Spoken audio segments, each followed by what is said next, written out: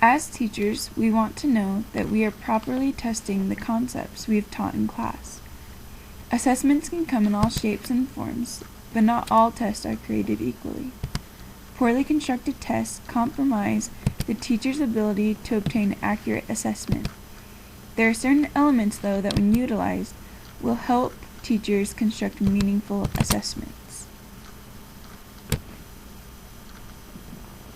The first step is to stop thinking of assessment as something that occurs solely and effortlessly at the end of a unit, but you should think of it as something that you prepare for before you even begin to teach. Just as students feel relief to have a general idea of what will be on a test before they take it, you should have that feeling as well. You can do this by first creating an assessment plan for the unit you are going to teach. As you can see in this sample assessment plan, you will write your general learning goals, the time frame for the unit, any formative assessments you want to administer throughout the unit, a general idea of what the summative assessment will be, and then the weight for each of those assessments.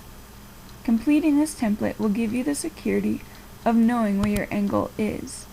Remember, the key here is that the test coverage matches the learning goals and emphasizes the same concepts or skills that you focused on in day-to-day instruction.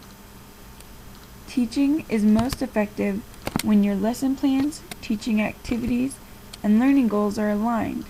After looking over the content you will be teaching, it is wise to use a test blueprint. On this test blueprint template, you can outline the general concept areas you are wanting to assess. The major categories of cognitive taxonomy are also included at the top to show what level you are requiring the student to think on. You then will write a brief description of how each of the concepts will be tested at whatever level you decide. You can also make note in each box of how many test items you will create for each concept. It is important to note that not every concept will be tested at each level, nor should it be. This would be too overwhelming for you and the student. As is demonstrated in this template, it is preferable to have a knowledge type question for every concept you're covering. Next, we'll talk about how to develop test items. There are many different options which will be presented, and in one test you could have any combination you desire. Objective test items include recognition tasks such as true or false, matching items, or multiple choice. Here are some tips for true or false items. This type of question is a good choice when the subject matter is an either-or situation. You should use short statements and simple vocabulary and sentence structure. You should write false statements that reflect common misconceptions held by students who have not achieved learning goals. You should not overqualify a statement by using words such as always, never, may, or sometimes. Do not put the true and false in a pattern such as true, true, false, false, or alternating between true and false. One negative aspect of using these type of questions is that children who are only guessing have a 50% chance of answering correctly. Some pros about using multiple choice questions is that it can level the field for those who are poor writers and may have trouble with essays. Another pro is that wrong answers can give teachers insight into what the student is thinking. As is also true with matching questions, you want to avoid clear choices for multiple choice questions. Also, avoid trivial content or opinion-based items. Include the central idea in the stem of the question and not in the response choices. Offering 3 choices per question is adequate.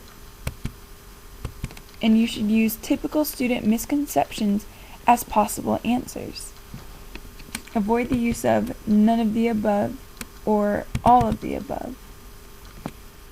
Remember, short answer and completion questions may also be used, but these can be subjective unless you are clear and concise in your wording so that only one answer will work. While the students are being tested on their concept knowledge, you, the teacher, are being tested on your test writing ability. Mistakes may be made for many reasons, but they will remain mistakes if you do not take the time to fix them. In order to make your assessment truly meaningful, you should include a test analysis and revision process when the test is graded. The information you gain from this can identify what concepts need to be retaught, provide clues about the strengths and weaknesses of instruction, or indicate test items that are poorly written and need to be revised or removed. First of all, you could do an item difficulty index. With this, you look at each problem to see what percentage of the class got each question right. If the entire class got a question right, you may want to check the question to make sure it isn't too easy, or it could have just been taught very well. If a majority of the class answered a question incorrectly, you will need to go over this concept again with your class and possibly revise it for the next time it is given on a test. This is also a good tool to use when trying to decide if a question is biased. Another tool is the item discrimination index. The point of this is to show how well a particular test item differentiates between the highest scorers and the lowest scorers. The idea here is that low-scoring students should not be able to answer the items correctly that the high-scoring students were not able to answer correctly themselves.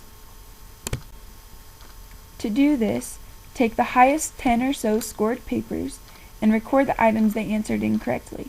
Next, look at the lowest 10 or so scored papers and see if they answered those same questions incorrectly. If this is the case, the item is positively discriminating, which is what you want.